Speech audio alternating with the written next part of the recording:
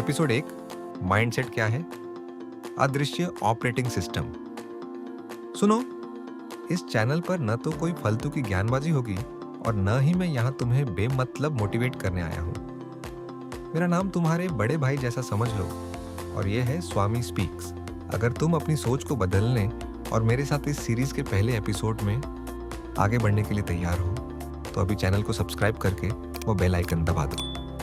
तो चलो अब आज की इस कहानी को शुरू करते हैं। एक बात बताओ, अगर तुम्हारा कोई ऐसा दोस्त हो जो सुबह से शाम तक तुम्हारे पीछे पड़ा रहे और बोले कि यार तुमसे नहीं हो पाएगा, तुम तो इस काम के लिए बने ही नहीं हो, देखना तुम फेल होने वाले हो, तो तुम उस दोस्त के साथ कितना टाइम बिताओगे? शायद तुम उसे अगले 5 मिनट में अपनी लाइफ से ब्लॉक कर दोगे। लेकिन कभी ठंडे दिमाग से सोचो, वही सेम नेगेटिव वॉइस तुम्हारे दिमाग में पिछले 10-12 साल से चल रही है।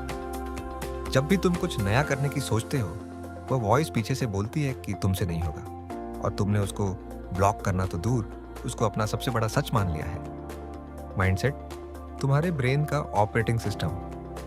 हम सबको लगता है कि हमारी लाइफ हमारे हालात तय करते हैं, पर सच ये है कि हमारी जिंदगी उस इनविजिबल कहानी से चलती है जो हमारा दिमाग हमें हर सेकंड सुनाता रहता है। इस कहानी को साइकोलॉजी की भाषा में हम माइंडसेट कहते हैं।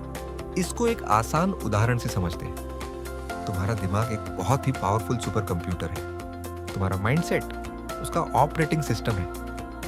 अगर ऑपरेटिंग सिस्टम में ही कोई बग है या वायरस है तो तुम उसमें कितना भी अच्छा सॉफ्टवेयर डाल लो, कितना भी नया और महंगा ऐप इंस्टॉल कर लो, वो कंप्यूटर बार बार हैंग ही होगा।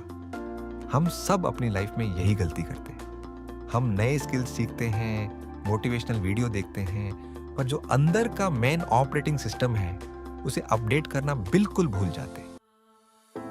एक ही सिचुएशन, दो अलग रियलिटीज।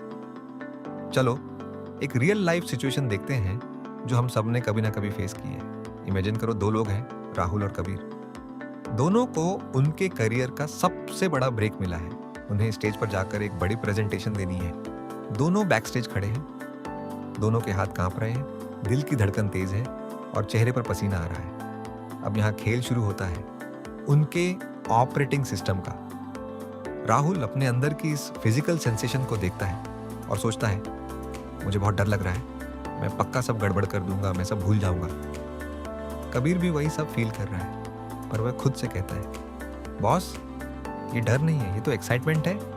मेरा शरीर मुझे इस बड़ी अपॉर्चुनिटी के लिए तैयार कर रहा है। फिजिकल रिएक्शन दोनों का बिल्कुल सेम था।